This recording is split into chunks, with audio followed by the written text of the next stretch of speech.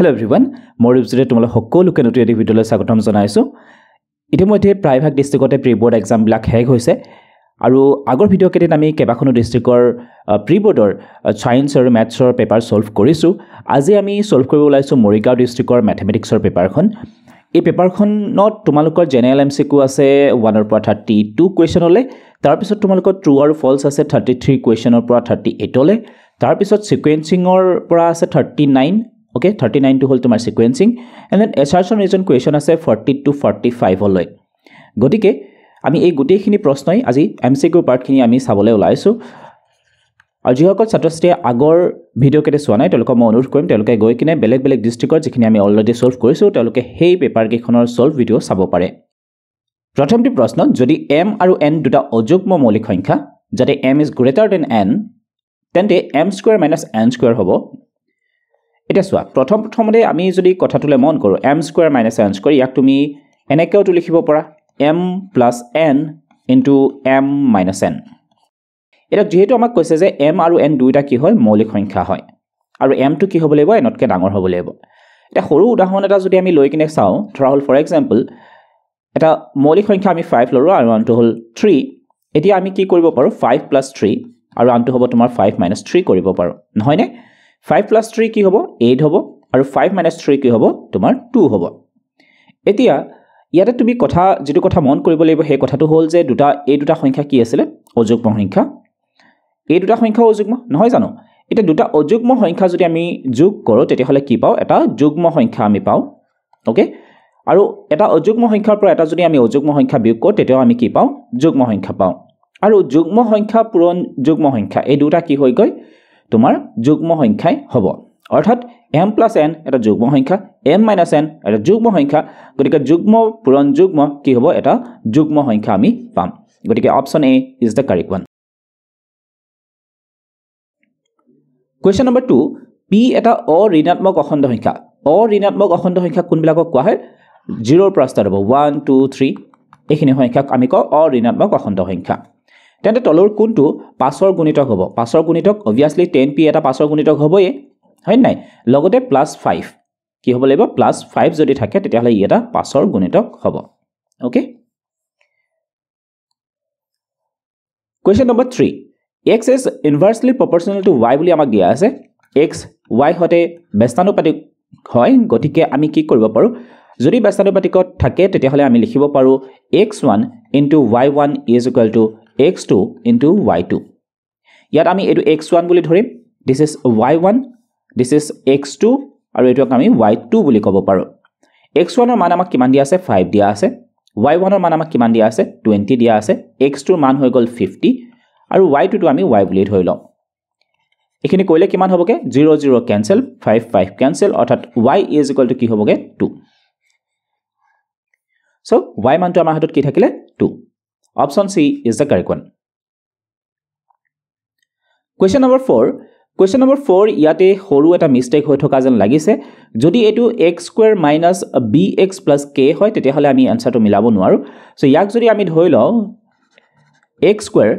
minus 6x plus k তেতিয়া হলে আমি শুদ্ধ উত্তৰটো উলিয়াবলৈ সক্ষম হ'ম। So x square minus 6x plus k এই বহুপদটোৰ দুটা শূন্য আমাক কৈছে আলফা আৰু বিটা। এই দুটা শূন্য বুলি আমাক কৈছে। এটা প্ৰথমে আমি কি কৰিব পাৰো শূন্য দুটাৰ যোগফল আমি উলিয়াব পাৰো। ওকে, শূন্য দুটাৰ যোগফল কি হ'বগে -b/a -b/a অৰ্থাৎ ইয়াতে কি আছে -6 আছিল, গতিকে ডিভাইডেড বাই x স্কয়াৰ সহ কি আছে ইয়াতে 1 minus into minus plus +6 alpha into বিটাৰ মান কি হ'ব তেতিয়া হলে আলফা ইনটু বিটা অৰ্থাৎ শূন্য দুটাৰ পূৰণফল আছিল তোমাৰ c/a। c মানটো ইয়াতে কি আছিল k ডিভাইডেড বাই x স্কয়াৰ সহ কি ইয়াতে আহিব 1। সো আলফা ইনটু বিটাৰ মানটো আমি কি পালো k পালো। ওকে, এটি ইয়াৰ পিছত আমি কি কৰিব পাৰো আমাক কৈছে যে 3 alpha plus 2 beta 3 alpha plus 2 beta is equal to আমাক কি দিয়া আছে 20 দিয়া আছে। এটা প্ৰথমে আমি কি কৰিব পাৰো এই সমীকৰণটোৰ পৰা এটো প্ৰথম সমীকৰণ বুলি আমি ক'ব পাৰো। তো প্ৰথম সমীকৰণটোৰ লগত যদি মই 2 ইনটু কৰি দিও প্ৰথম সমীকৰণটোৰ লগত এই সমীকৰণটোৰ লগত মই যদি 2 ইনটু কৰো তেতিয়া হলে কি পাম 2 alpha plus 2 beta is equal to কি হ'বগে তেতিয়া হলে 6 × 2 = 12 এনেকুৱা হ'ব। এতিয়া এই যেটো সমীকৰণ আমি নতুন সমীকৰণ পালো ইয়াৰ পৰা আমি বিয়োগ কৰি দিও অৰ্থাৎ 2 আলফা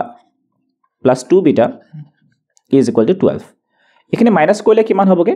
এইখিনি যদি আমি মাইনাছ কৰি দিওঁ 20 ৰ পৰা 12 গ'লে 8 দুটা বিটাৰ পৰা দুটা বিটা মাইনাছ হৈ গ'ল 0 তিনিটাৰ পৰা দুটা আলফা গ'লে কিমান থাকিব তোমাৰ হাতত থাকিলে এটা আলফা অৰ্থাৎ আলফাৰ মানটো আমি কিমান পালো 8 পালো আলফাৰ মান কিমান পালো 8 এতিয়া আলফাৰ মানটো যদি আমি 1 নম্বৰ সমীকৰণত বহুৱাই দিওঁ তেতিয়া হলে কি হ'বগে alpha plus beta is equal to কিমান আছিল 6 আছিল গতিকে আমি ক'ব পাৰো ইয়াত আলফাৰ ঠাইত মই এতিয়া 8 লিখি দিলো plus beta is equal two কি হ'ব তেতিয়া হলে 6 অৰ্থাৎ বিটাৰ মানটো কিমান হ'ব 6 - 8 ইজ ইকুৱেল টু -2 আলফাৰ মান 8 পালো বিটাৰ মান পালো আমি -2 এতিয়া আমি ইয়াৰ পৰা কে মানটো লিখিব পাৰো কে ইজ ইকুৱেল টু কি আছিল আলফা ইনটু বিটা আলফাৰ মান আছিল 8 বিটাৰ মান হৈ গ'ল -2 so 8 into 2 16 that is -16 so যদি আমি বহুপদটো সলাই লওঁ তেতিয়া হলে ইয়াৰ শুদ্ধ মানটো কি হ'ব তেতিয়া হলে -16 হ'ব কোৱেশ্চন নম্বৰ 5 দ্বিঘাত সমীকৰণ ইয়াতো তুমি এতিয়া কথাটো চোৱা ইয়াতে যদি আমি 6x লওঁ তেতিয়া হলে আমি ইয়াৰ সঠিক সমাধানটো উলিয়াব নোৱাৰো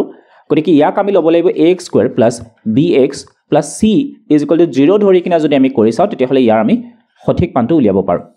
ওকে সো এতিয়া তোমাক কি কৈছে যে মূল দুটাৰ পূৰণফল মূল দুটাৰ যোগফলৰ সমান ওকে তো মূল দুটাৰ যোগফল কি হয় -b/a আৰু পূৰণফলক আমি কেনেকৈ লিখো c/a এটা তোমাক কৈছে যে এই দুটা সমান হয় পূৰণফলটো কাৰ সমান হয় যোগফলৰ সমান হয় অৰ্থাৎ alpha * beta is equal to alpha plus beta অৰ্থাৎ ইয়াতে আমি লিখিব পাৰো c/a is equal two -b/a অৰ্থাৎ ইয়াৰ পৰা a কেনসেল গ'ল বাকি তোমাৰ থাকিলে c -b টো যদি আমি বাওফালে লৈ আহো তেতিয়া হলে এটো কি হৈ যাব +b আৰু ইয়াতে তোমাৰ কি থাকিব 0 অৰ্থাৎ b + c is equal two 0 option b is the correct answer যদিহে আমি 6x অৰ ঠাইত আমি bx বুলি ধৰো কোৱেশ্চন নম্বৰ 6 তলত দেখুৱা সমীকৰণবোৰত a আৰু b অজ্ঞাত ধ্ৰুৱক দুটা সমীকৰণ আমাক দিয়া আছে যদি -3 4 প্ৰদত্ত সমীকৰণবোৰৰ সমাধান হয় তেন্তে a আৰু b ৰ মান তোমাক খুদিছে এটা প্ৰথমে আমি প্ৰথম সমীকৰণটো লৈ লওঁ এই সমীকৰণটোত আমি কি কৰিম জানানে যেটোটা x আৰু y আছে এই মানটো বহুৱাই দিও যেহেতু সমাধান হয় গতিকে ইয়াৰ পৰা প্ৰথমটো হ'ব x ৰ মান দ্বিতীয়টো হ'ব y মান 3 * a * x ৰ ঠাইত কি হ'ব -3 + 4 * y ঠাইত আহিব তোমাৰ 4 ইজ ইকুৱেল টু -2 ইয়াৰ পিছত কি হ'ব 3 * 3 = 9 -9a + 16 is equal to -2 -9a is equal to -2 -16 অর্থাৎ -9a is equal to -18 minus cancel 9 ৰে 18 কিমান বাৰ যাব দুবাৰ অৰ্থাৎ a is equal to আমি কিমান পালো 2 a is equal to কিমান হ'ব 2 বুজিলানে তো a2 থকা অপচন তোমাৰ এটাই আছে গতিকে শুদ্ধ অপচন কোনটো হ'ব a2 হ'ব তথাপিও মই তোমালোকক দ্বিতীয় সমীকৰণটোৰ পৰা b মানটো উলিয়াই দেখুৱাইছো দ্বিতীয় সমীকৰণটো দিয়া আছিল 2x + by = 14 ইয়াতো একেদৰে x ৰ মান তুমি -3 ধৰা y মান তুমি 4 ধৰা b * 4 হ'ব = কিমান 14 -6 + 4b = কিমান হ'ব 14 -6 টো আমি যদি খোফালে লৈ যাও তেতিয়া হলে কি হ'ব 4b = 14 + 6 অৰ্থাৎ 4b = 20 চাইৰে কাটিব পাৰি কিমান বাৰ যাব 5 বাৰ অৰ্থাৎ b = আমি কিমান পালো 5 সো b ৰ মানটো আমাৰ হাতত কি থাকিলে 5 okay so question number 7 question number 7 ত কি কৈছে যে ax + 2y = 9 আৰু 3x + by = 18 সমীকৰণ জুৰে সমান্তৰাল ৰেখা এই শব্দটোলে মন কৰা সমান্তৰাল ৰেখা উপস্থাপন কৰে যত a আৰু b অখণ্ড সংখ্যা যদি এটা সমান্তৰাল ৰেখা হোৱাৰ শৰ্তটো আছিল তোমাৰ a1/a2 = b1/b2 is not equal to c1/c2 যদি এই শৰ্তটো থাকে তেতিয়া হলে আমি কি কৰিব পাৰো ৰেখা দুলাক সমান্তৰাল ৰেখা বুলি ক'ব পাৰো এতিয়া প্ৰথমে যদি আমি a1/a2 মানটো উলিয়াও তেতিয়া হলে কি হ'ব ইয়াক তুমি a1 বুলি ধৰা this is b1 this is c1 a2 b2 and c2 a1 ৰ মানটো হৈ গল তোমাৰ a b1 ৰ মানটো হৈ গল তোমাৰ a2 ৰ মানটো হৈ গল তোমাৰ 3 ওকে b1 ৰ মানটো কি হৈ গল b1/b2 এবাৰ উলিয়াম b1 ৰ মান হৈ গল তোমাৰ 2 b2 ৰ মান হৈ গল b এতিয়া আমি এই দুখিনি সমান বুলি ধৰিব পাৰো a/3 = 2/b ক্ৰস মাল্টিপ্লাই কৰিলে কি হ'ব a * b = 3 * 2 6 অৰ্থাৎ ab = 6 কোৱেশ্চন নম্বৰ 8 এজন ছাত্ৰই 3x² - 10x - 8 ৰ 8 is equal to 0 ৰ মধ্যপদ বিভাজন কৰিবলৈ তলত দিয়া ধৰণে চেষ্টা কৰিছে প্ৰথম উপানত কি কৰিলে 3x square minus 10x minus 8 is equal to 0 বুলি ললে আৰু দ্বিতীয় উপানত কি কৰিলে 3x square minus mx plus nx minus 8 is equal to 0 বুলি লিখিলে এটা তোমাক কৰিছে m আৰু n ৰ মান কি হ'ব এতিয়া চোৱা প্ৰথমে ইয়াৰ যদি আমি মধ্যম পদ বিভাজন কৰিব লাগে তেতিয়াহলে আমি কি কৰিব লাগিব প্ৰথম যেটো ধ্ৰুৱক আছে ইয়াক আৰু শেষৰটো অৰ্থাৎ এইটো তো a আৰু c এই দুটা পূৰণ কৰিব লাগিব a আৰু c পূৰণ কৰিব লাগিব তো a ৰ মানটো কি আছিল 3 c ৰ মানটো কি আছিল -8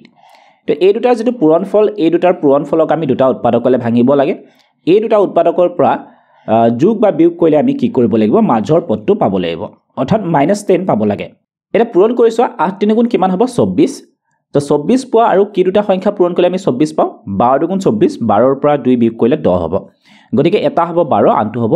2 এটা যেহেতু ইয়াতে মাইনাস চিন আছে গতিকে ইয়াৰ কোনোবাটো আগত মাইনাস চিন হ'ব কোনোবাটো আগত প্লাস চিন হ'ব হেতু আমি কেনেকৈ গম পাম ইয়াত ছকা চিনটো লেছোৱা ইয়াৰ যেটো চিন আছে হেতু ডাঙৰ সংখ্যাটোৰ আগত দিয়া আৰু বিপৰীত চিনটো সৰু সংখ্যাটোৰ আগত দিয়া অৰ্থাৎ আমি যেটো নতুন সমীকৰণ হ'ব হেতুক আমি এনেকৈ লিখিব পাৰো 3x square minus 12x plus 2x minus 8 is equal to 0 এটা তুমি ইয়াতে মন কৰাচোন যেটো m ৰ মান m বুলি লিখাটো কি হ'ব ইয়াতে 12 হ'ব আৰু n কি হ'ব ইয়াতে 2 গতিকে আমি কি গম পালো m is equal to 12 n is equal to 2 option A is the correct one question number 9 দুটা যোগাত্মক অখণ্ড সংখ্যা a আৰু 5 দিয়া থাকিলে এনে দুটা অদ্বিতীয় অখণ্ড সংখ্যা q আৰু r থাকিব যাতে a is equal to 5q plus r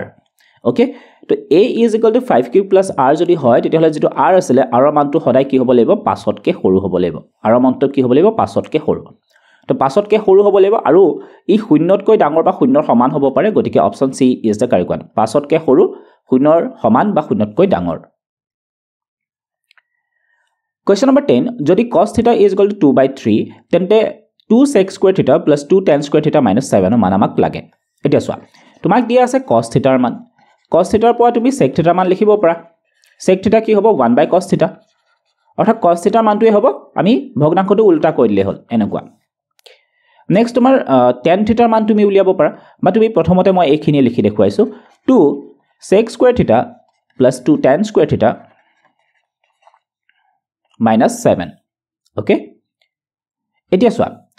এটা ৰিলেচন তোমালোকে পাইছা যে 1 plus tan square theta is equal to কি হয় sec square theta বুজি পালা এটো 1 plus tan square theta is equal to কি হয় sec square theta গতিকে মই ইচ্ছা কৰিলে tan square theta ৰ ঠাইত tan square theta ৰ ঠাইত মই কি লিখিব পাৰো sec square theta minus 1 লিখিব পাৰো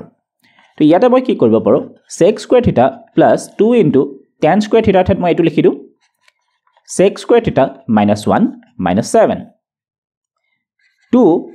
sec square theta plus 2 into sec square theta minus 2 into 1 2 minus 7 অৰ্থাৎ ইয়াতে আমাৰ কিমানটা থাকিলে sec theta 4টা sec square theta minus 9 এটি ইয়াত যদি মই মানখিনি বহুৱাই দিও sec theta মানটো আমাৰ হাতত কি আছিল 3/2 3/2 whole square minus 9 4 into 3 square কৰিলে হ'ব তোমাৰ 9 2 square কৰিলে হ'ব 4 minus 9 4 4 cancel 9 minus 9 0 option C is the correct one question number 11 আমাক কি দিয়া আছে √3 tan theta minus 3 is equal to 0 এতিয়া চোৱা ইয়াৰ পৰা তুমি এটো এনেকৈ লিখিব পাৰা √3 tan theta is equal to -3 টো হোফালে আহিলে +3 আৰু ইয়াৰ পৰা যদি মই tan theta ৰ মান লিখো তেতিয়া হলে কি হ'ব 3/√3 √3 এ 3 কাটিব পাৰি কিমান বা যাব √3 অৰ্থাৎ tan theta is equal to মই এতিয়া চোৱা tan theta ৰ মান কেতিয়া √3 হ'বগে tan 60 ডিগ্ৰীত হয় নহয় নে গতিকে ইয়াৰ পৰা আমি theta ৰ মান কিমান পালো 60 degree so option B is the correct one question number 12 এটা দ্বিঘাত বহুপদ px ৰ লেখডাল -6 0 0 -5 4 -3 আৰু 6 0 বিন্দুৰ মাজেৰে গলে বহুপদটোৰ শূন্য হ'ব এতিয়া চোৱা যেতিয়া এটা বহুপদৰ লেখ আমি অঙ্কন কৰো তাৰ শূন্য কিমানটা থাকিব হেতু আমি কেনেকৈ গম পাও হেতু গম পাও ই x অক্ষত কিমানটা বিন্দুত সেট কৰিছে তাৰ পৰা x অক্ষত সেট কৰা বিন্দুৰ সংখ্যা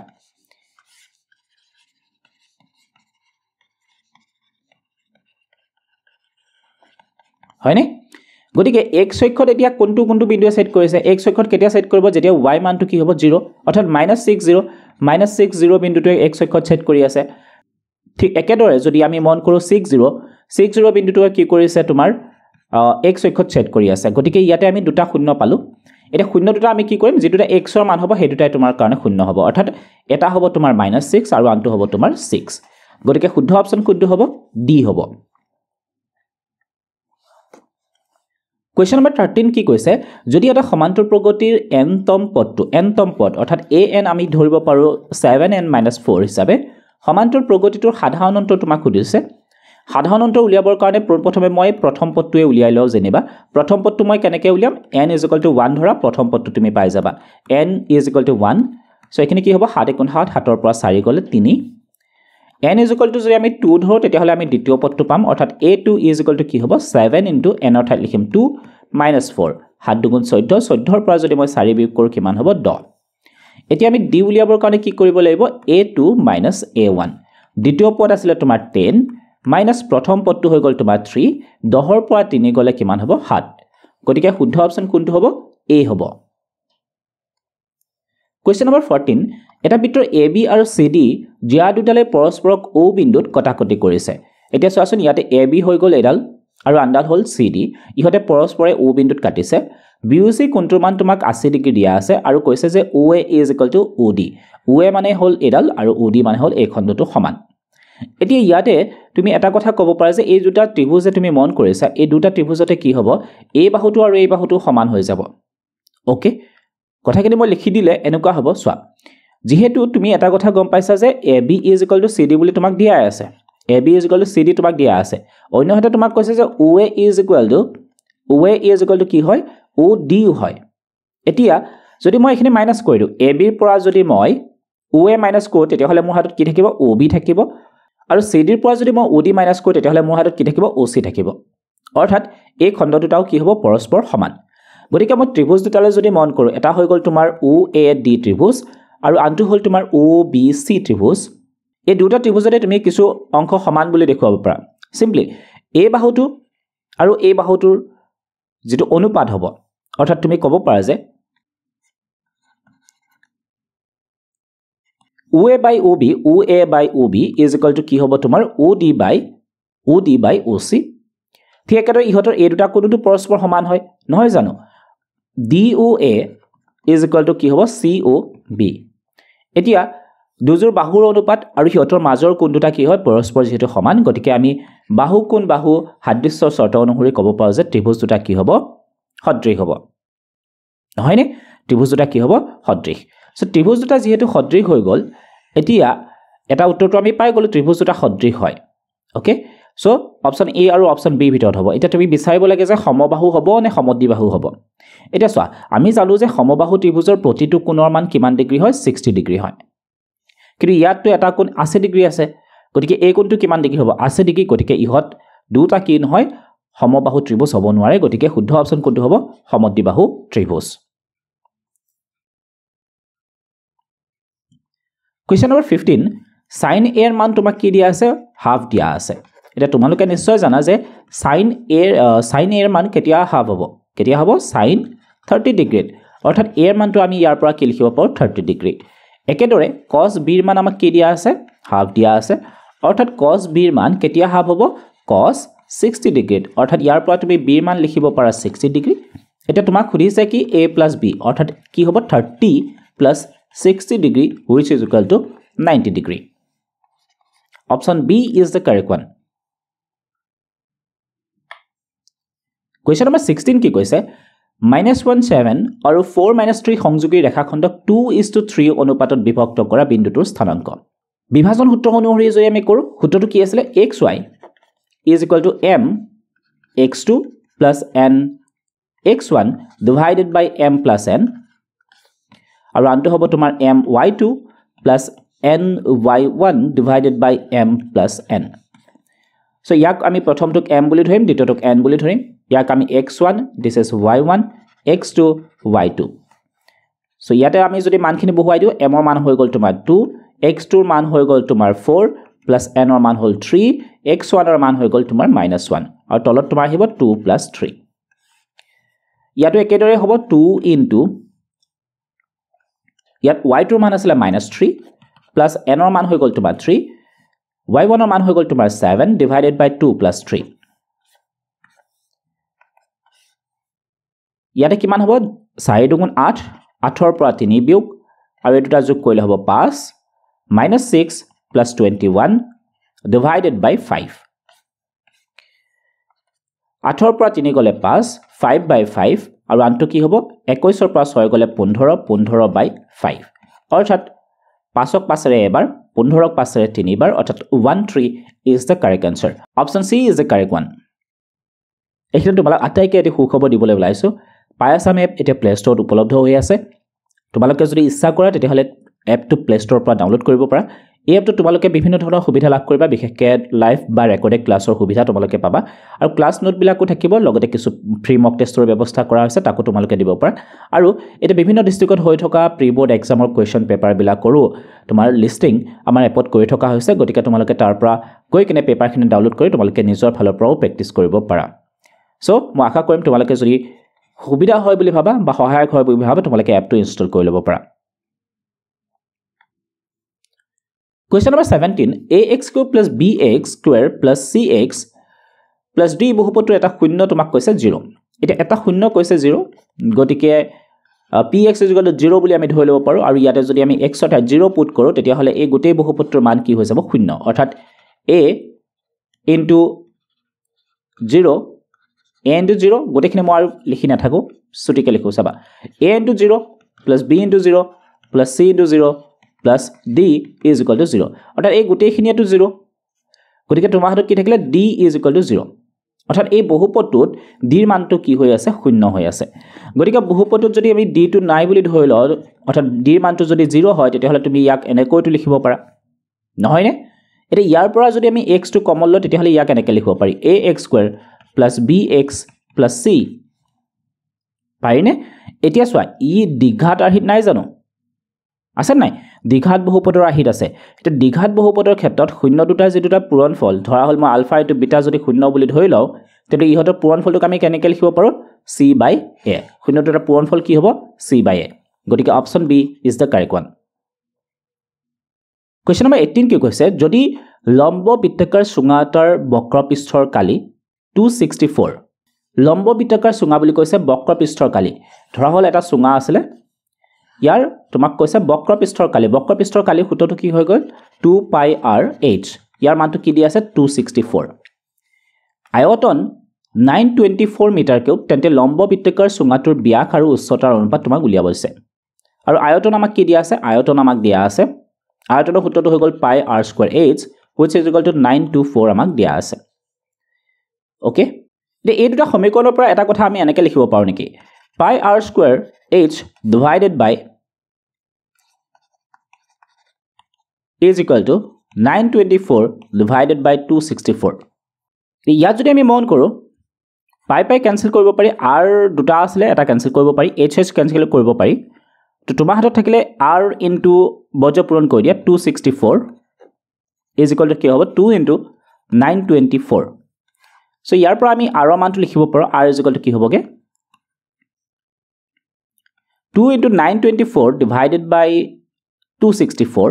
দুইৰে কাটিব পাৰি 132 বাৰ যাব হাতেৰে কাটিব 132 ৰে কাটিব পাৰি 132 যদি মই কাটো 7 বাৰ যাব 7 দুগুণ 14 7 দুগুণ 21 1 22 7 গুণ 7 7 2 9 অৰ্থাৎ r মানটো আমি কিমান পালো 7 r মানটো পালো আমি 7 এতিয়া r মানটো 7 পোৱাৰ পিছত আমি কি কৰিব পাৰো ব্যাস উলিয়াব পাৰো ওকে so ব্যাস কি হ'ব twice r হ'ব that will be like 7 into 2 which is equal to 14 উচ্চতা আমি উলিয়াব পাৰো উচ্চতা উলিয়াবৰ কাৰণে কি কৰিম ইয়াত আমি মানখিনি বহুৱাই দিও উচ্চতা উলিয়াবৰ কাৰণে 2 into pi into r into h is equal to কি আছিল 264 so আমি কি কৰিব পাৰো h is equal to 264 into গোটেইখিনি এফালে লৈ আহো এই গোটেইখিনি 2 টো এফালে আহিলে 1/2 হ'ব pi টো আহিলে কি হ'ব 7/22 হ'ব আৰু r মান যেহেতু আমি অলৰেডি 7 পাইছো এটো হ'ব তোমাৰ 1/7 7 কেনসেল যাব দুইৰে কাটিব পাৰি 132 বাৰ যাব আৰু 11 ৰে কাটিব পাৰি 11 দুবাৰ আৰু ইয়াতে 11 কিমান বাৰ যাব 11 গুণ 11 আৰু 11 গুণ 22 ওকে নেক্সট আকৌ 2 ৰে কাটিব পাৰি 2 ৰে কিমান বাৰ যাব 6 বাৰ কিমান দীঘলীয়া হৈছে কটাখিনি তো h ৰ মান আমাৰ হাতত থাকিলে 6 গতিকে শুদ্ধ অপচন কোনটো হ'ব তোমাক খুদিছিলে ব্যাস হ'ল টুৱাইস r আৰু তোমাৰ উচ্চতা হৈ গ'ল তোমাৰ h তো টুৱাইস r ৰ মান কিমান হ'ব 14 হ'ব আৰু h ৰ মান কিমান পালো 6 তো দুটাকে আমি 2 ৰে কাটিব পাৰো 2 ৰে কাটিলে কিমান হ'ব 7 বাৰ আৰু 2 ৰে কাটিলে কিমান বাৰ হ'ব 3 বাৰ অৰ্থাৎ 7:3 is your answer Question number 19 Shanku এটা গঠন কৰা পদাৰ্থবোৰেৰে শংকুৰ সমান ব্যাসাৰ্ধৰ লম্ব বৃত্তাকাৰ চুঙা এটা প্ৰস্তুত কৰা হ'ল এটা সো এটা শংকু আছিল ইয়াৰ ব্যাসাৰ্ধ ধৰা হ'ল r আৰু এই যেটো পদাৰ্থৰে শংকুটো বনোৱা হৈছিল সেই একেখিনি পদাৰ্থৰে কি কৰা হৈছে এটা লম্ব বৃত্তাকাৰ চুঙা বনোৱা হৈছে আৰু এই লম্ব বৃত্তাকাৰ চুঙাটোৰ ব্যাসাৰ্ধ তোমাৰ হ'ল r নেক্সট তোমাৰ কি কৈছে যদি লম্ব বৃত্তাকাৰ চুঙাটোৰ উচ্চতা 5 সেন্টিমিটাৰ তেন্তে শংকুটোৰ উচ্চতা হ'ব লম্ব বৃত্তাকাৰ চুঙাটোৰ উচ্চতা অৰ্থাৎ ইয়াৰ উচ্চতা আমাক দিয়া আছে 5 সেন্টিমিটাৰ শংকুটোৰ উচ্চতা কিমান হ'ব আমাক খুদিছে ইয়াতে h ৰ মান কিমান হ'ব আমাক খুদিছে ওকে সো ধৰা হ'ল আমি এটো ক্যাপিটেল h বুলি ধৰি লও এতিয়া চোৱা যেটো শংকুৰ আয়তন আছিল শংকুৰ আয়তনৰ সূত্ৰটো হ'ল 1/3 pi r square h is equal to এই লম্ব বৃত্তাকাৰ চুঙাটোৰ আয়তনৰ সমান হ'ব অৰ্থাৎ লম্ব বৃত্তাকাৰ চুঙাটোৰ আয়তন হ'ব pi r square h এটা বোথ হ্যান্ড সাইডৰ পৰা আমি pi ক্যান্সেল কৰিব পাৰো যেহেতু ব্যাসাৰ্ধ দুটাৰে সমান হয় গতিকে r square ক্যান্সেল কৰিব পাৰি তো তোমাৰ হাতত থাকিলে 1/3 h is equal to ইয়াতে h ৰ মানটো কিমান আছিল 5 গতিকে হেতু আমি ইয়াতে বহুৱাই দিও অৰ্থাৎ h is equal to তোমাৰ কিমান হ'ব 15 অৰ্থাৎ শংকুটোৰ যেটো উচ্চতা আছিল হেতু কিমান হ'ব 15 সেন্টিমিটাৰ হ'ব Question number 20 40 সেন্টিমিটাৰ আৰু 22 সেন্টিমিটাৰ আকাৰৰ আয়তাকাৰ কাগজ এখিলাক পকাই এটা ফফুলা চুঙা প্ৰস্তুত কৰা হ'ল এটা এখন আয়তাকাৰ কাগজ আছিল কাগজখনৰ দিগ হ'ল 40 প্ৰস্থ হ'ল 22 এই কাগজখনক মেৰুৱা হৈছে মেৰুৱাই কিনে কি কৰা হৈছে এটা চুঙা প্ৰস্তুত কৰা হৈছে এটা তুমি মন কৰা যে চুঙাটোৰ উচ্চতা কি হয় 40 সেন্টিমিটাৰ অৰ্থাৎ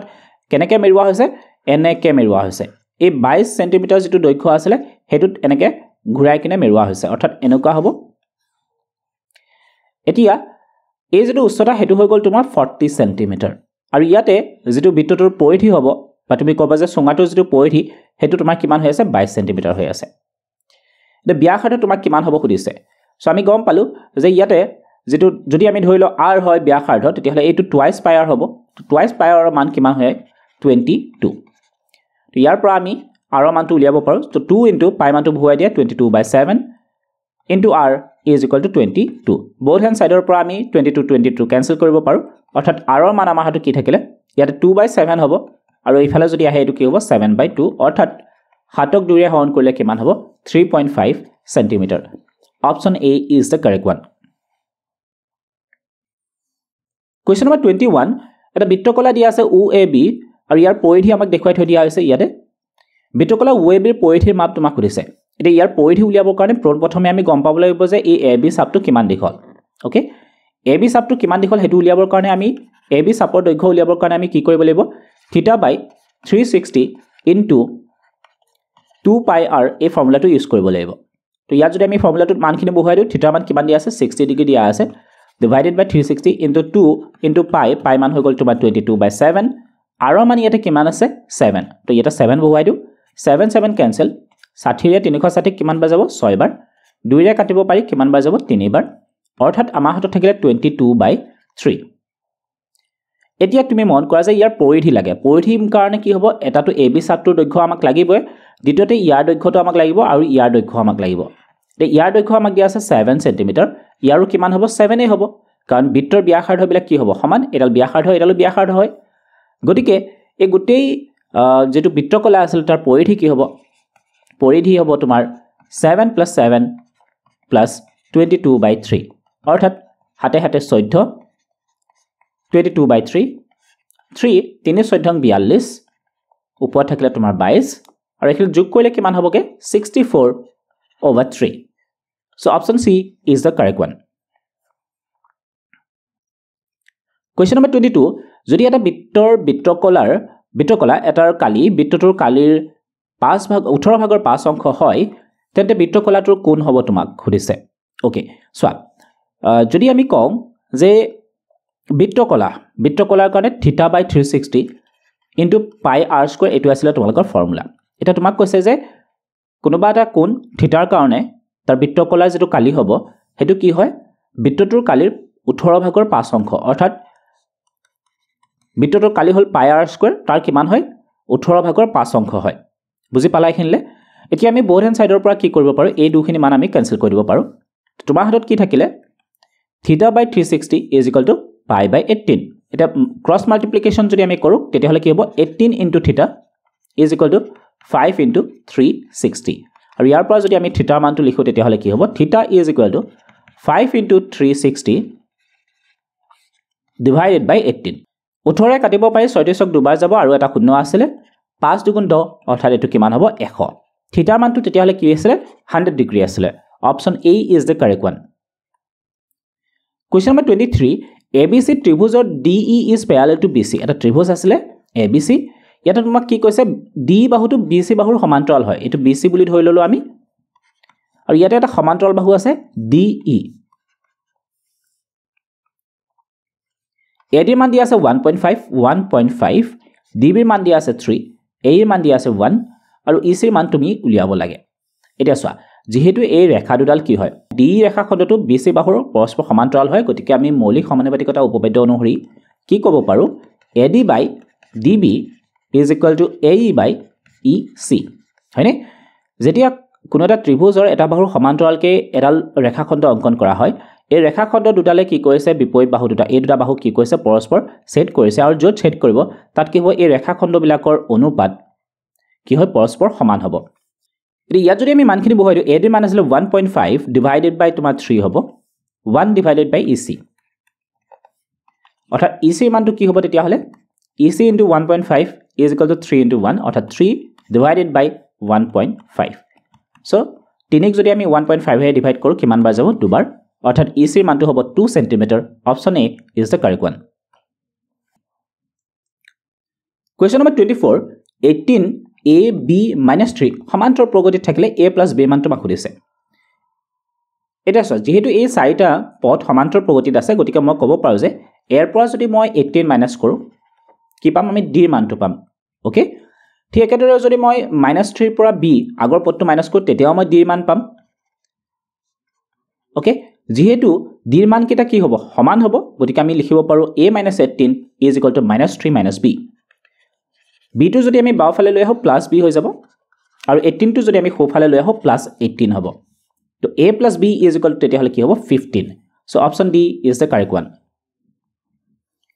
question number 25 যদি এটা সমান্তৰ প্ৰগতিৰ প্ৰথম পদ অন্তিম পদ ক্ৰমে 1 আৰু 11 প্ৰথম পদটো কি দিয়া আছে 1 অন্তিম পদ দিয়া আছে 11 so প্ৰথম পদ A1 or A is equal to 1 আৰু L ৰ মান হেখৰটো পদ আমাক কি দিয়া আছে 11 দিয়া আছে সমান্তৰ প্ৰগতিৰ সমষ্টি দিয়া আছে অৰ্থাৎ SN ৰ মান আমাক দিয়া আছে SN is equal to 36 সমান্তৰ প্ৰগতিৰ মুঠ পথ অৰ্থাৎ n ৰ মান তোমাক খুদিছে ফৰ্মুলা তোমালোকে জানা SN is equal to n/2 within bracket A plus L ইয়াত আমি মানখিনি বহাই দিলো 36 n/2 into A 1 plus 11 next আমি কি কৰিব পাৰো 36 is equal to n/2 into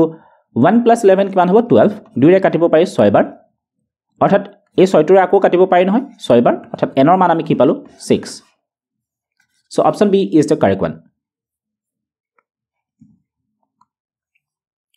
question number 26 ধৰা মুঠ 45টা পৰ্যবেক্ষণৰ বাৰংবাৰতা বিভাজন তলত দিয়া ধৰণৰ মধ্যমা শ্ৰেণীটোৰ উচ্চ সীমা তোমাক সুধিছে 45টা বুলি কৈছে গতিকে n ৰ মান আমাক দিয়া আছে 45 n/2 টো আমি উলিয়াইছো প্ৰথমে n/2 কি হ'বগে 45 divided by 2 which is equal to 22.5 এতিয়া আমি সঞ্চয়ী বাৰংবাৰতা যদি উলিয়াও তেতিয়া হলে কি হ'ব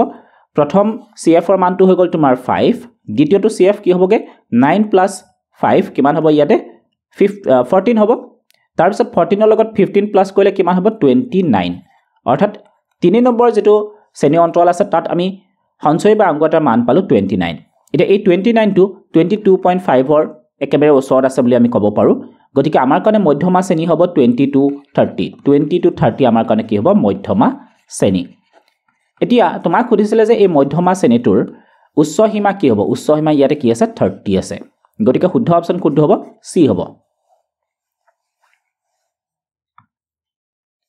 Question number 27 তিনিটা বিন্দু এডাল উলম্ব ৰেখাত আছে এনেকে তো উলম্ব ৰেখাত থাকিলে কি হয়গে আমি জানো যে x কি হ'ব a হ'ব অৰ্থাৎ যেটো x ৰ স্থানাংক হেতু কি হ'ব লাগিব সমান হ'ব লাগিব এটা তুমি মন কৰা যিমান কেটা বিন্দু দিয়া আছে কোন কেটা গুণত তোমালোকৰ x ৰ স্থানাংকটো সমান হয় যদি আমি c অপচনটোলৈ মন কৰো -8 -8 গতিকে option c is the correct answer এই তিনিটা বিন্দু কি হ'ব এটা উলম্ব ৰেখাত থাকিব 28 টো কি কৈছে ত্ৰিভুজ ABC আৰু ত্ৰিভুজ PQR ৰ দুটা ত্ৰিভুজ আছিল এটা হৈ গল ABC আনটো হল PQR AB কাৰ লগত অনুপাতত আছে PQ লগত AB PQ লগত আছে BC কাৰ লগত আছে QR লগত BC QR লগত okay AB PQ BC QR এটা তোমাক খুদিছে যে তলৰ কোণটোৱে ত্ৰিভুজ দুটাক সদৃশ কৰিবৰ কাৰণে একটা আমি ক'ব পাৰো যে ইহতৰ এই দুটা কোণ কি হ'ব লাগিব পৰস্পৰ সমান হ'ব লাগিব অৰ্থাৎ B কোণটো কাৰ লগত সমান হ'ব লাগিব C কোণৰ লগত গতিকে শুদ্ধ অপচন কোনটো হ'ব C হ'ব Question number 29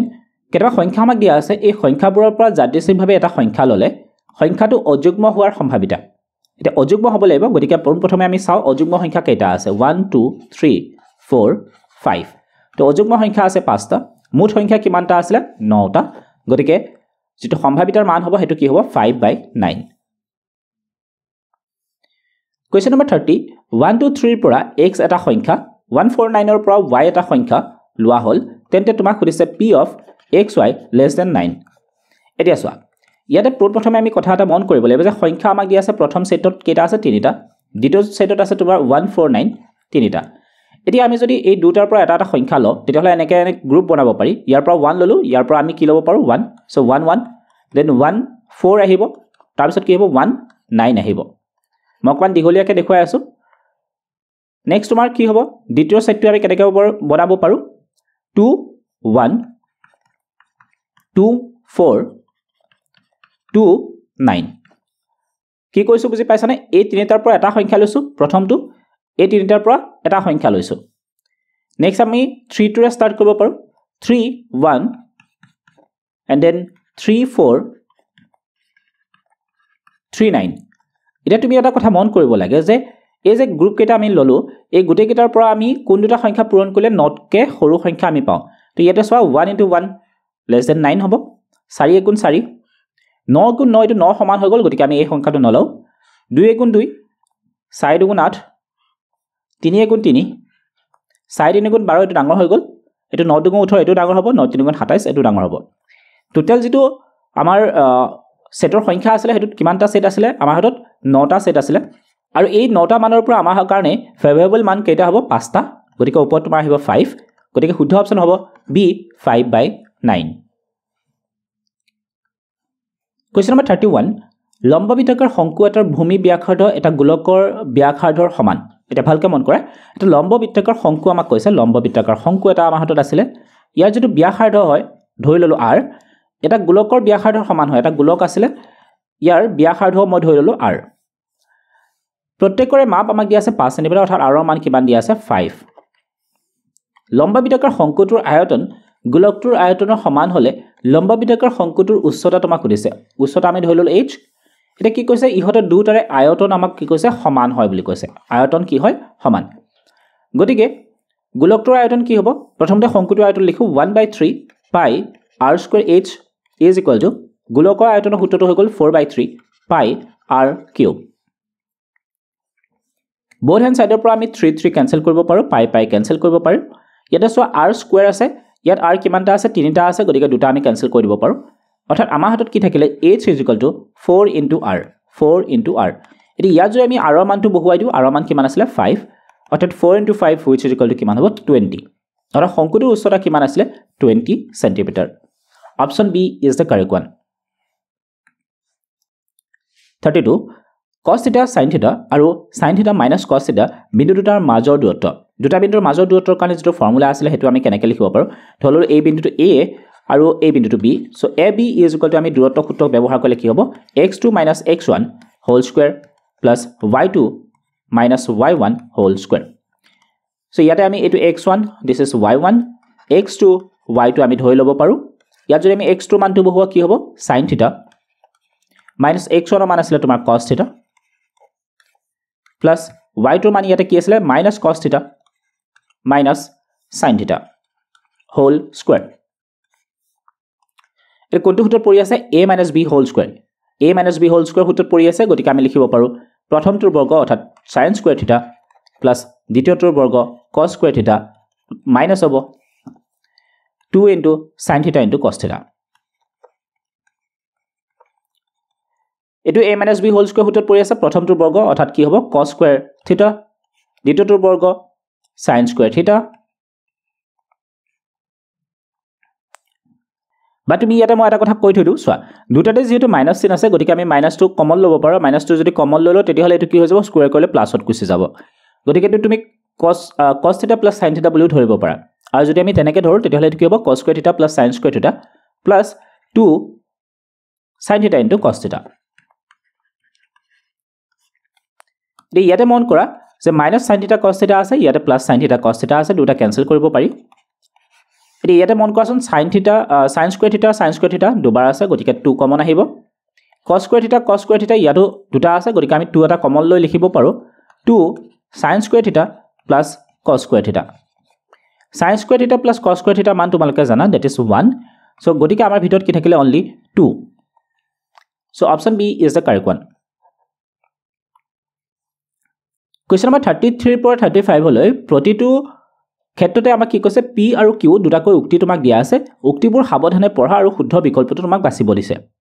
Question number 33 p আমাৰ যেটো স্টেটমেন্ট দিয়া আছে এই স্টেটমেন্টলৈ যদি আমি মন কৰো y অক্ষৰ ওপৰত থকা যে কোনো বিন্দুৰ স্থানাংক তোমাক কৈছে 0x y অক্ষৰ ওপৰত যদি থাকিব লাগে তেতিয়াহলে x ৰ স্থানাংকটো কি হ'ব লাগিব 0 হ'ব লাগিব গতিকে এই স্টেটমেন্টটো কি হয় ট্ৰু হ'ব q স্টেটমেন্টত কৈছে যে x অক্ষৰ পৰা 3 - 2 বিন্দুটোৰ দূৰত্ব হ'ব 2 x ৰ পৰা যদি x অক্ষৰ পৰা দূৰত্ব হয় তেতিয়া তুমি y মানটো চাবা y স্থানাংকটো চাবা তো y স্থানাংকটো আমি ধনাত্মকভাৱে ধৰিব লাগে সো ধনাত্মকভাৱে ধৰিলে কি হ'ব এটো 2 হ'ব গতিকে এই স্টেটমেন্টটো তোমাৰ কি হ'ল ট্ৰু হ'ব গতিকে আমি দেখা পালো যে দুটা স্টেটমেন্টে শুদ্ধ হয় গতিকে আমাৰ কাৰণে শুদ্ধ অপচন কোনটো হ'ব c হ'ব p আৰু q দুটা শুদ্ধ Question number 34 n মাত্ৰ এটা বহুপদ px ৰ সৰ্বোচ্চ n টা শূন্য থাকিব পাৰে এটা তোমাক কৈছে যে এটা বহুপদ যদি আমি px বুলি ধৰি লওঁ তাৰ মাত্ৰা যদি n হয় তেতিয়াহলে তাৰ শূন্যৰ সংখ্যাও কি হ'ব সৰ্বোচ্চ শূন্য সংখ্যা n টাই হ'ব গতিকে এই স্টেটমেন্টটো কি হয় ট্ৰু হ'ব বহুপদৰ শূন্য যিকোনো বাস্তৱ সংখ্যা হ'ব পাৰে yes বহুপদৰ শূন্য যিকোনো বাস্তৱ সংখ্যা হ'ব পাৰে গতিকে আমি দেখা পালো যে দুটা স্টেটমেন্টে কি হয় শুদ্ধ হয় option c is the correct one. Question number 35 x minus 2y is equal to 0 আৰু আমাৰটো দিয়া আছে আমাক 3x plus 4y minus 20 is equal to 0 সমীকৰণটোৱে নিৰ্দেশ কৰা সৰল ৰেখাদ্বয় পৰস্পৰ কটাকটি কৰে এটা পৰস্পৰ কটাকটি কেতিয়া কৰিব যেতিয়া a1 by a2 is not equal to b1 by b2 হয় গতিকে পোনপ্ৰথমে আমি ইহতৰ মানখিনি উলিয়াই চাও a1 by a2 কি হ'বগে ইয়াতে আছিল তোমাৰ 1 by 3 আৰু b1 by b2 ৰ মানটো কি হ'ব ইয়াতে -2 by 4 so -2 by 4 which is equal to -half so আমি কি দেখা পালো যে এই মান দুটা কি হয় পৰস্পৰ সমান নহয় গতিকে এই শৰ্তটো কি কৰিছে স্যাটিসফাই কৰিছে গতিকে আমি ক'ব পাৰো যে প্ৰথম স্টেটমেন্টটো কি হ'ব ট্ৰু হ'ব দ্বিতীয় স্টেটমেন্টটো কি কৈছে যে এই সমীকৰণটোৱে নিৰ্দেশ কৰা সৰল ৰেখাদ্বয় পৰস্পৰ সমান্তৰাল কেতিয়া হয় a1 by a2 is equal to b1 by b2 is not equal to c1 by c2 যদি হয় তো আমাৰ কামটো হ'ল এই গুটেখিনি মান আমি উলিয়াই চাও তো a1 by a2 মানটো কি হ'বগে 1 by 2 b1 by b2 মান কি হ'ব 2 by 4 আৰু ইয়াক যদি আমি ক্যান্সেল কৰো তেতিয়াহলে কি হ'ব 1 by 2 হ'ব ঠিক একেদৰে যদি আমি c1 by c2 মানটো উলিয়াই চাও c1 ৰ মান ইয়াতে কি আছে -4 -12 -4 -12 মাইনাস ক্যান্সেল 4 কাটিব পাৰি এবাৰ 4 বাৰক 3 বাৰ অৰ্থাৎ তোমাৰ হাতত থাকিলে 1 by 3 এতিয়া আমি দেখা পালো যে প্ৰথম দুটা অনুপাতটো ঠিকই আছিল সমান হয় কিন্তু শেষৰটো লগত মিল নাই গতিকে এই শৰ্তটো সিদ্ধ কৰিছে গতিকে আমি ক'ব পাৰো যে ৰেখা দুডাল কি হ'ব পৰস্পৰ সমান্তৰাল হয় গতিকে এই স্টেটমেন্টটো তোমাৰ কি হ'ব ট্ৰু হ'ব গতিকে আমি ক'ব পাৰো যে p আৰু q দুটাই শুদ্ধ কুৱেশ্যন নম্বৰ 36 পৰা 38 লৈ প্ৰতিটোৰ ক্ষেত্ৰত PQRS চাৰিটাকৈ উক্তি দিয়া আছে উক্তিবোৰ সাৱধানে পঢ়া আৰু শুদ্ধ বিকল্পটো বাছনি কৰিব দিছে কুৱেশ্যন নম্বৰ 36ত কি কৈছে 0.0000094 ৰ প্ৰামাণিক ৰূপটো হ'ল 9.4 * 10⁻⁶ এটা চোৱা দশমিক বিন্দুটো ইয়াৰে আছিল ইয়াৰ পৰা মই কিমান ঘৰ আনিলো 1 2 3 4 5 6 ইয়ালে আনিব লাগিব 6 ঘৰ আনিলো যেটো সৰু সংখ্যা আছিল তাক আমি ডাঙৰ সংখ্যালৈ ৰূপান্তৰ কৰাৰ নিচিনা হৈ আছে অৰ্থাৎ ইয়াতে তোমাৰ দশমিকৰ পিছত ইমান ঘৰ আছিল হয়নে ইয়াৰ আমাৰ দশমিকৰ পিছত কি হৈ আছে একেবাৰে কম সো ইয়াত আমি কৰিছো কি সৰু সংখ্যাটা ডাঙৰ কৰাৰ নিচিনাকৈ লিখিছো গতিকে ইয়াতে মাইনাছত আহিব তো 10⁻⁶ হ'ব 9.4 * 10⁻⁶ সো এটো হ'ব তোমাৰ শুদ্ধ বা তুমি এটো কথা মই এনেকৈ ক'ব পাৰো যে দশমিকটো যদি খুফালে তুমি অনা তেতিয়াহলে পাৱাৰটো কি হৈ আহিব মাইনাছত আহিব দশমিকটো খুফাললৈ যদি আনা পাৱাৰটো মাইনাছত আহিব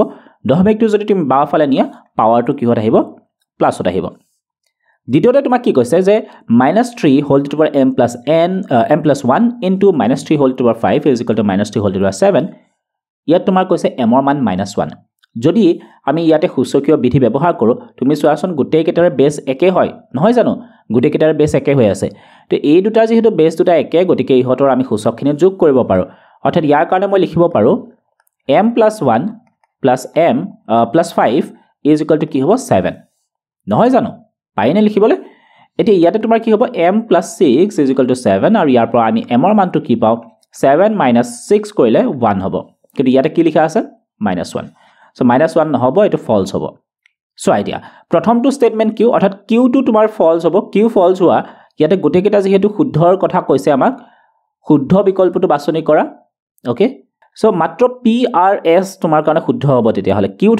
থকা ইয়াতো কিউ আছে ইয়াতো কিউ আছে ইয়াতো কিউ আছে গতিকে নথকা হ'ল B so B is the correct one তথাপিও R আৰু S এই দুটা মই তোমালোকক দেখুৱাই দিব বিচাৰিছো আৰু তোমাক কি কৈছে ax + by + c = 0 সমীকৰণৰ লেখডাল মূল বিন্দুৰ মাজে যাব কেতিয়া যাব যেতিয়া c = 0 হয় এই কথাটো তোমাৰ শুদ্ধ হয় দেন তোমাক কৈছে a x to the power m + bx + c = 0 a is not equal to 0 সমীকৰণটো এটা দ্বিঘাত সমীকৰণ কেতিয়া হ'ব যেতিয়া m ৰ মান 2 হ'ব yes এই যেটো মান আছিল x ৰ এই m ৰ মানটো কি হ'ব লাগিব 2 হ'ব লাগিব কাৰণ ইয়াতটো তোমাৰ x ৰ মানটো 1 হৈ আছে গতিকে 2 এটা আমাক লাগিবই সো এই স্টেটমেন্টটো তোমাৰ ট্ৰু হ'ব গতিকে আমি দেখা পালো p r আৰু s এই তিনিটা স্টেটমেন্ট ট্ৰু যেটো শুদ্ধ নহয় that is q question number 37 p এটা দ্বিঘাত সমীকৰণ ax² + bx + c = 0 a is not equal to 0 ৰ মূল আৰু ax² + bx + c a is not equal to 0 দ্বিঘাত বহুপদৰ শূন্য দুটা একে নহয় বুলি আমাক কৈছে এটা চোৱা এই দ্বিঘাত বহুপদটো আৰু এই দ্বিঘাত সমীকৰণটো দুটা একে নহয় জানো এই দুটাৰে কি হ'ব মূল দুটা আৰু শূন্য দুটা একেই হয় গতিকে এই স্টেটমেন্টটো তোমাৰ হ'ল ফলস ax² + bx + c = 0 যত a b c বাস্তৱ আৰু a is not equal to 0 সদায় এটা দ্বিঘাত সমীকৰণ যদি a ৰ মানটো কি নহয় শূন্য নহয় তেতিয়াহলে ই সদায় দ্বিঘাত সমীকৰণ হ'ব এই স্টেটমেন্টটো তোমাৰ ট্ৰু হ'ব যদি এটা দ্বিঘাত সমীকৰণ lx² + mx + n = 0 যত l m n বাস্তৱ সংখ্যা l is not equal to 0 দুটা বাস্তৱ আৰু সমান মূল থাকে তেনে মূল দুটা তোমাক সুধিছে কি হ'ব এটা চোৱা বাস্তৱ মূল কেতিয়া থাকিব বাস্তৱ আৰু সমান মূল যদি থাকে তেতিয়াহলে তুমি ক'ব পাৰা যে b² - 4ac = 0 হ'ব এটা মূল উলিয়াবৰ কাৰণে আমি যদি দ্বিঘাত সূত্ৰটো ব্যৱহাৰ কৰোঁ that is x = -b + -√b² - 4ac divided by twice -b এটা যেহেতু আমি গম পালো যে b² - 4ac মানটো কি হয় 0 হৈ গল গতিকে এই গোটেই অংশখিনি আমাৰ প্ৰয়োজন আৰু নাই এটা তোমাৰ হাতত থাকিলে only -b divided by twice ইয়াত যদি আমি মানখিনি বহুৱাই দিও b মানটো ইয়াতে কি আছিল b মানটো আছিল m -m divided by twice a এর মানটো ইয়াতে আছিল l so twice l so ইয়াত আমি কি কৈছে -m/2l -m/2l দুটা মূল থাকিব আৰু দুটা মূল কি হয় পৰস্পৰ সমান হ'ব গতিকে এই স্টেটমেন্টটো কি হ'ব ট্ৰু এছত আমাক কি কৈছে যদি ax² + bx + c = 0 a is not equal to 0 দ্বিঘাত সমীকৰণ দুটা স্পষ্ট ভিন্ন বাস্তৱ মূল থাকে স্পষ্ট হ'ব লাগিব আৰু ভিন্ন বাস্তৱ মূল তো বাস্তৱ মূল ভিন্ন বাস্তৱ মূল কেতিয়া থাকিব যেতিয়া b² - 4ac is greater than 0 হয় শূন্যতকৈ যদি ডাঙৰ হয় কিন্তু ইয়াতে আমাক কি কৈছে শূন্যতকৈ সৰু গতিকে এই স্টেটমেন্টটো কি হ'ব ফলস সো আমি দেখা পালো q আৰু r শুদ্ধ গতিকে option D is the correct one question number 38 বিতৰ যে কোনো বিন্দুত অসংখ্য ছেদক আঁকিব পাৰি ইয়েস এই কথাটো শুদ্ধ হয় বৃত্তৰ যিকোনো বিন্দুত অসংখ্য ছেদক আমি অংকন কৰিব পাৰোঁ এটা বিন্দু যদি থাকে বৃত্ত যদি থাকে তাৰ ওপৰত এটা বিন্দু লোৱা তুমি এই বৃত্তটো লৈ কিনে আমি অসংখ্য ছেদক এনেকৈ অংকন কৰিব পাৰোঁ এটাই বিন্দু আছিলে বুজিলা দেন কিউ আমাক কি কৈছে বৃত্তৰ ওপৰত যিকোনো এটা বিন্দুত মাত্ৰ এডালহে স্পৰ্শক টানিব পাৰি অৰ্থাৎ এটা বৃত্ত আছিল তাৰ ওপৰত যদি এটা বিন্দু আমি লওঁ তেতিয়াহ'লে তোমাক কৈছে যে ইয়াত আমি এডালহে স্পৰ্শক অংকন কৰিব পাৰোঁ ইয়েছ এই কথাটো কিন্তু শুদ্ধ হয় মাত্ৰ এডালহে আঁকিব পাৰি ইয়াৰ পিছৰ ষ্টেটমেণ্টটো আমাক কৈছে এডাল জিয়া বৃত্তৰ যিকোনো দুটা বিন্দুক সংযোগ কৰা এডাল ৰেখাখণ্ড তোমাক কৈছে এটা বৃত্তৰ জিয়াডাল হ'ল বৃত্তৰ যিকোনো দুটা বিন্দুক সংযোগ কৰা এডাল ৰেখাখণ্ড ইয়েছ এই ষ্টেটমেণ্টটো তোমাৰ ট্ৰু হ'ব শেষৰটো কি কৈছে বৃত্তৰ ভিতৰত থকা এটা বিন্দুৰ পৰা মাত্ৰ দুডাল স্পৰ্শক টানিব পাৰিম বৃত্তৰ ভিতৰত যদি এটা বিন্দু থাকে তাৰ পৰা আমি স্পৰ্শক টানিব পাৰিমনে নোৱাৰোঁ আমি স্পৰ্শক কেতিয়াও টানিব নোৱাৰোঁ বৃত্তৰ ভিতৰত যদি বিন্দুটো থাকে সো আমি দেখা পালোঁ যে পি কিউ আৰু আৰ শুদ্ধ হয় গতিকে option A is the correct one question number 39 ত্ৰিভুজ এ বি চিৰ সদৃশ হোৱাকৈ আন এটা ত্ৰিভুজ আঁকিব লাগে যাৰ বাহুবোৰ ত্ৰিভুজ এ বি চিৰ অনুৰূপ বাহুবোৰৰ 4/3 গুণ হয় ওকে তো এইটো কৰিবৰ কাৰণে তোমাক এতিয়া ষ্টেপ কেইটা দিয়া আছে তুমি চাব লাগে কোনটো ষ্টেপ প্ৰথমতে হ'ব কোনটো ষ্টেপ দ্বিতীয়তে তাৰপিছত তৃতীয় চতুৰ্থ তো পোনপ্ৰথমে আমাৰ কামটো কি হ'ব যেটো ত্ৰিভুজ আমাক দিয়া আছিলে সেই ত্ৰিভুজটো আমি অংকন কৰি ল'ম অৰ্থাৎ এ বি চি ইয়াৰ পিছত কি কৰিম যেটো বি চি বাহু আছিলে বি চি বাহুৰ লগত সূক্ষ্ম কোণ হোৱাকৈ আমি এনেকৈ বি এক্স এটা ৰশ্মি অংকন কৰি লওঁ সো এইটো হ'ব আমাৰ প্ৰথমটো ষ্টেপ তো এই ষ্টেপটো ক'ত আছে বি চিৰ লগত সূক্ষ্ম কোণ হোৱাকৈ বি এক্স এডাল ৰশ্মি অঁকা হ'ল সো ফাৰ্ষ্ট ষ্টেপটো হ'ব তোমাৰ 2 So this is the number 1 step. So 2 step থকা তুমি চোৱাচোন প্ৰথমতে 2 থকা অপচন দুটা আছে গতিকে B আৰু D ভিতৰত কোনোবাটো হ'ব A আৰু C কেনসেল ইয়াৰ পিছত আমি কি কৰিম এই যে BX ৰশ্মিডাল ইয়াক আমি সমান জোখত 4টা ভাগ আমি কৰি ল'ম মিনিমাম 4টা ভাগ সো এই 4টা ভাগ কৰাৰ পিছত এই বিন্দুটো কেইটা আমি নাম দিম B1 B2 B3 আৰু B4 হয়নি সো BX ৰ ওপৰত সমদূৰত B1 B2 B3 আৰু এটো B4 হ'ব লাগে 4টা বিন্দু লোৱা হ'ল সো 4টা বিন্দু আমি ললো সো স্টেপ 4 টো তোমাৰ কি হ'ব 2 নম্বৰতে আহিব অৰ্থাৎ স্টেপ 4 টো কোট আছে 2 নম্বৰ থকা option D is the correct one year পিছৰ স্টেপটো কি আছিল আমি ইয়াৰ পিছৰ স্টেপটো কৰিছিলো B4 আৰু C মিলোৱা সো ইয়াতে 1 ত লিখা আছে B4 C সংযোগ কৰা হ'ল আৰু এই B4 C ৰ সমান্তৰাল হোৱাকৈ আমি কি কৰিছো B3 ত আমি এটা এনেকৈ অংকন কৰিছো ৰেখাখণ্ড যিয়ে ইয়াতে BC কাটিছে C ডেছত সো এটো হ'ব তোমাৰ 3 নম্বৰ স্টেপ তাৰ পিছৰ শেষৰ স্টেপটো কি হ'বগে C এৰ সমান্তৰালকৈ আমি C ডেছৰ পৰা এনেকৈ এডাল ৰেখাখণ্ড আঁকিম যিডাল তোমাৰ A ডেছত কাটিব সো এটো হ'ব তোমাৰ 4 নম্বৰ স্টেপ বুজিলানে দেন কুৱেশ্যন নম্বৰ 40 পৰা 45 হলে এটা বিবৃতিৰ উক্তি A কাৰণ আৰু R ক অনুসৰণ কৰে শুদ্ধ বিকল্পটো তোমাক বাছিব দিছে উক্তিটো আমাক কি কৈছে 0.505505550 এটা অপৰিমেয় সংখ্যা ইয়েস এই সংখ্যাটো এটা অপৰিমেয় সংখ্যা এই ষ্টেটমেন্টটো কি হ'ব তোমাৰ ট্ৰু কিয় অপৰিমেয় হ'ব কাৰণ ইয়াৰ দশমিক বিস্তৃতি এক শেষ হোৱা নাই ইয়াৰ উপৰিও ইয়াৰ যদি আমি মন কৰি ইয়াত কোনো ধৰণৰ ৰিপিট হোৱা নাই পুনৰাবৰ্তিত হোৱা নাই গতিকে ই এটা অপৰিমেয় সংখ্যা কাৰণটো কৈছে এটা অপৰিমেয় সংখ্যাৰ দশমিক বিস্তৃতি অপৰিসমাপ্ত দশমিক বিস্তৃতি অপৰিসমাপ্ত ঠিকই আছে এই ষ্টেটমেন্টটো তোমাৰ কি হয় শুদ্ধই হয় এটা কথাটো হ'ল কি যে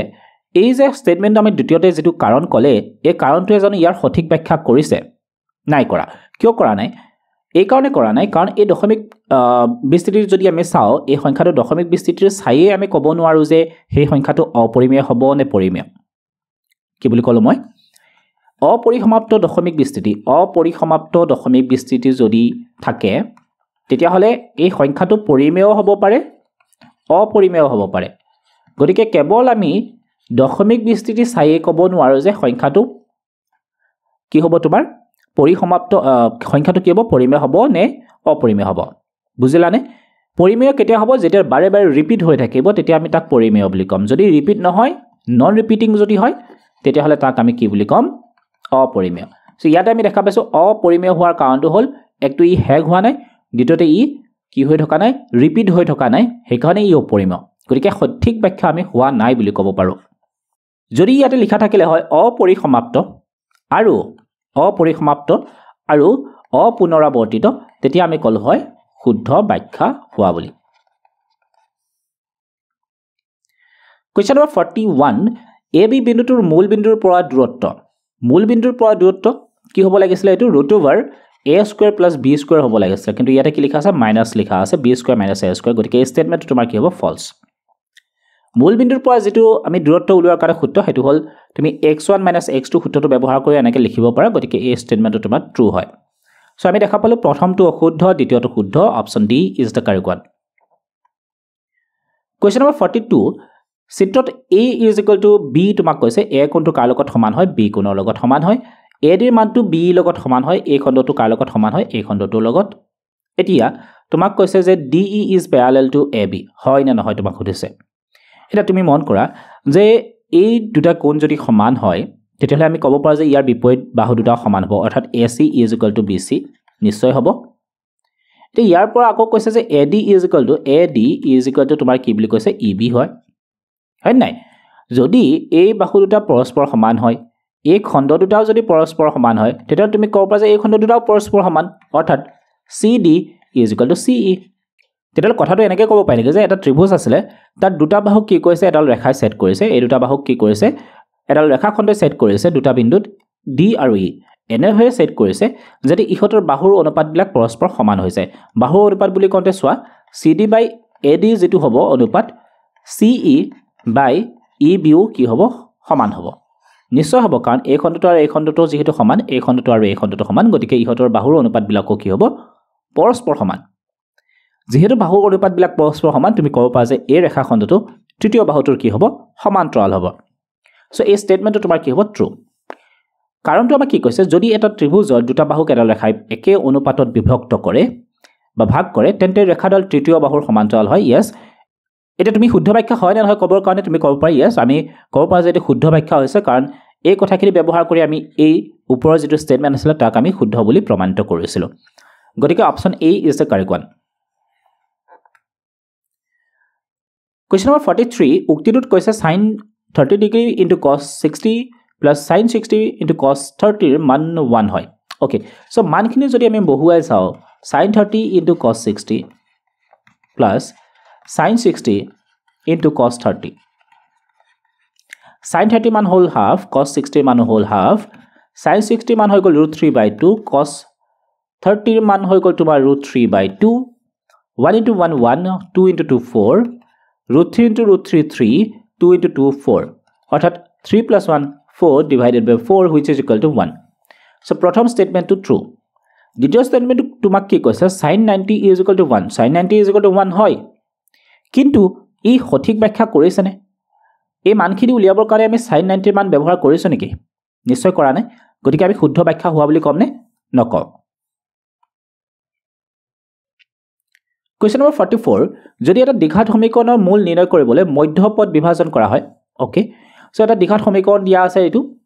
তো ইয়াৰ যদি আমি মধ্যম পদ বিভাজন কৰিব লাগে তেতিয়া হলে তোমাক কৈছে যে ইয়াৰ পৰৱৰ্তী যিখিনি আহিব মান সেইখিনি এনেকুৱা হ'ব নে নহয়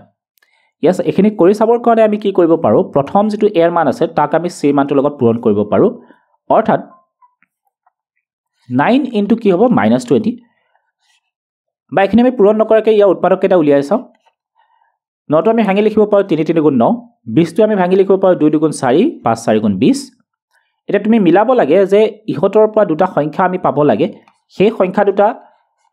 যোগ বা বিয়োগ কৰিলে আমাৰ মাজৰ সংখ্যাটো ওলাব লাগিব অৰ্থাৎ -3 ওলাব লাগিব তো আমি কি কৰিব পাৰো 3 3 গুণ 9 9 2 গুণ 18 5 2 গুণ 10 এটো এনেকা নহবগে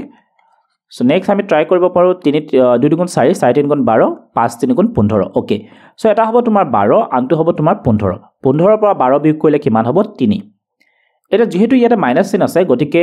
ডাঙৰটো আগত আমি মাইনাস চিন দিম সৰুটো আগত কি দিম প্লাস সো এটা আমি এনেকৈ লিখিব পাৰো 9x square -15x + 12x -20 is equal to 0 এই দুটাৰ পৰা আমি কমন লও এই দুটাৰ পৰা লৈ লও তো ইয়াৰ পৰা কি কমন আহিব 3x কমন আহিব 3 3 গুণ 9 এটা x থাকিব 5 3 গুণ 15 এই ৰাখিটোক আমি ইয়াতে লিখি দিও 3x - 5 এটা ইয়াতে মন কৰা যে 12x আছিল 12x পাবৰ কাৰণে মই 3x ৰ লগত কিমান পূৰণ কৰিব লাগিব 4 সো এটো হ'ব তোমাৰ +4 সো তোমাৰ হাতত থাকিলে 3x - 5 আৰু আনটো হ'ল তোমাৰ 3x + 4 is equal to 0 so এখিনি আমাক দিয়া আছে 3x - 5 3x + 4 is equal to 0 গতিকে আমি ক'ব পাৰো যে প্ৰথম যেটো ষ্টেটমেন্ট আমাক দিয়া আছিল এই ষ্টেটমেন্টটো কি হ'ব ট্ৰু দ্বিতীয়তে কাৰণটো কি কৈছে যে ax square plus bx plus c is equal to 0 উৎপাদকীকৰণৰ বাবে ইয়াক ax square plus b1ax plus b2ax plus c is equal to 0 অৰ্থাৎ কি কৈছে যে x ৰ যিখিনি মান আছিল তাক আমি দুটা ৰাশিৰ পূৰণফল হিচাপে বা তুমি ক'ব যে দুটা পদৰ পূৰণফল হিচাপে আমি প্ৰকাশ কৰিব পাৰো য'ত কি হ'ব লাগিব b1 plus b2 is equal to b অৰ্থাৎ এই b1 আৰু b2 মিলি কিনে কি হ'ব লাগিব এই b মান আমি পাব লাগিব তাৰ উপৰিও b1 into b2 ৰ মানটো কি হ'ব লাগিব a into c মান হ'ব লাগিব অৰ্থাৎ a আৰু c ৰ যিটো পূৰণফল আছিল হেতু কেনেকৈ পাব লাগিব এই b1 আৰু b2 পূৰণ কৰিলেও কিন্তু a আৰু c ৰ পূৰণফলৰ সমান হ'ব লাগিব আৰু সেই কথাখিনিকে আমি ইয়াতো ব্যৱহাৰ কৰিছিলো নাই কৰা জানো কৰিছো এই যে -3 টো এই দুটা সংখ্যাৰ যোগফল -3 হয় আৰু এই দুটা সংখ্যাৰ পূৰণফলে কি হয় 9 আৰু 20 ৰ পূৰণফলৰ সমান হয় গতিকে শুদ্ধ ব্যাখ্যা কৰিছে so A is the correct one. এই স্টেটমেন্টটো ট্ৰু হয় আৰু লগতে ই কি কৰিছে শুদ্ধ ব্যাখ্যাও কৰিছে কোৱেশ্চন নম্বৰ 45 উক্তি আমাক কৈছে যদি TP আৰু TQ O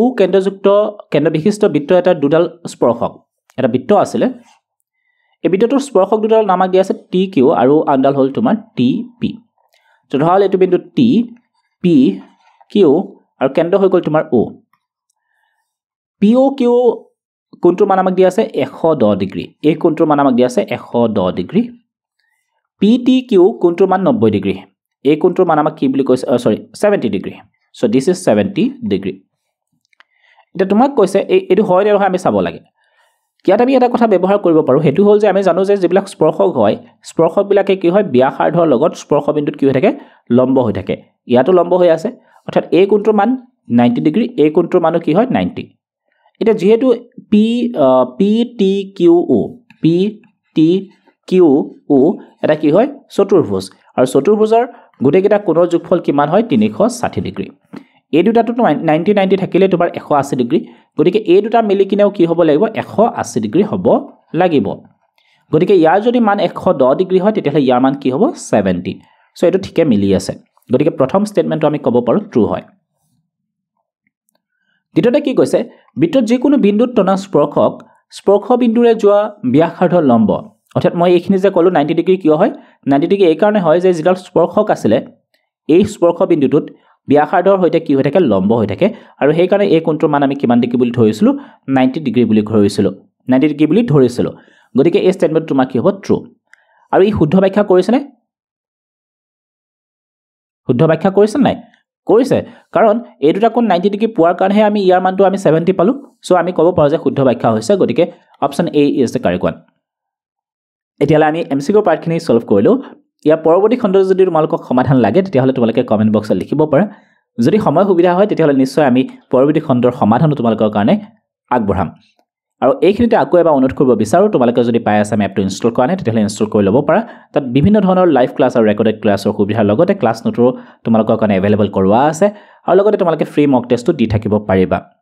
so thank you everyone have a nice day bye by